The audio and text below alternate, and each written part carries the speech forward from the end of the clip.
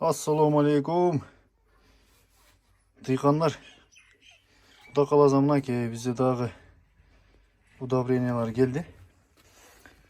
Туғандар мыналарға айтып түшүндүрө кетейин силерге. Могу дары бул күздө жана быйыл жазда тигилген малина, клубника жана башка бүт нерселерге кетет. Бул жерде фосфору көп, мынакей проценти фосфор көп турат. 13% азот, 40% фосфор, 13% калий жана микроэлементтер.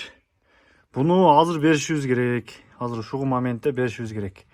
Жана мынакей 20-20 деген небиз бул азыркы эле айтып кеткендей азот, фосфор, калий 20-20%тен жана плюс микроэлементтери бар, макроэлементтери бар. Буну дагы ошо гүлдөгөнгө чейин буну да беришибиз керек.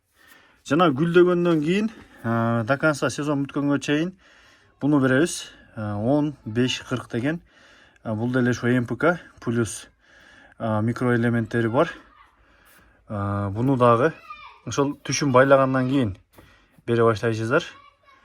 Анан туугандар дагы бизге мындай болгон Ивановский фульгогуматтар келди. Кудай кааласа кимге керек болсо байланыша бересиздер. Бунун литри 300 сомдон туугандар. Бул дарылардыкы килограмм 250 сомдон. Буга чейингилер бир аз кымбат келип аткан. Мынакей азыр 250 сом кылдык. Анан канча берем, жанагы кандай кылып берем деп мына основной малина, клубника беришип атат азыр.